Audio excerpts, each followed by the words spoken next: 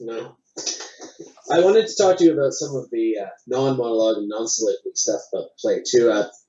There's sort of a pair of scenes. There's a scene where Dream, Jenny, and Danny are basically completing each other's sentences, or one sentence leads into another. That leads into a great section where you interpose prisoner dialogue and talking about, are you number 2 or are you number 6? These type of things. And then there's another scene too that's much more amusing, where the real Jenny has Danny on a couch talking about his problems, and she's noting things down.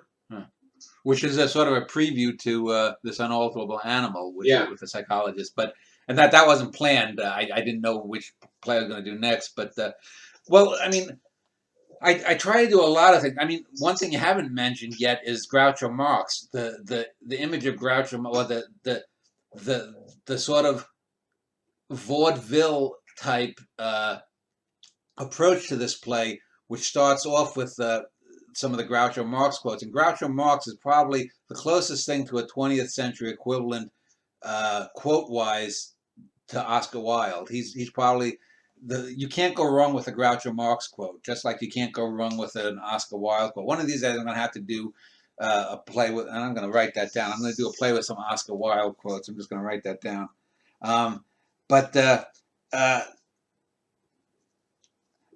My own personal favorite scene is the scene where I think it's the Dream Jenny and Danny who are sort of mimicking the famous Duck Soup film scene where Groucho and someone else, there was a mirror, but when they come,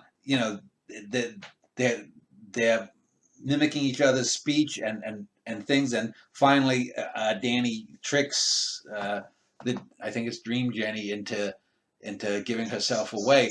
But it's a lot of ways of exploring different ways of looking at it, because a mirror, is that you? And so is Danny looking at an image of himself when he's looking at Dream Jenny? And is he tricking part of himself? So there's a good psychological rhythm over and over where it goes with these little vaudevillian moments and whatnot. You mentioned Groucho Marx.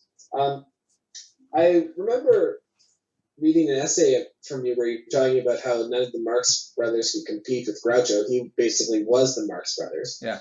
And it's that point I agree with too. But I've also seen him in older interviews, and you're right that he just comes up with quotes and things just out of there. I've always wondered too if the films that he did, if he had just improvised much of his quotes on the spot, because it certainly seems that way. I don't think so. I've seen interviews with him where there's an interview that he did, an hour-long interview. I think it might be on Dick Cavett. Yeah, I think it's on the Dick Cavett show. And you can Is that the one with Truman Capote?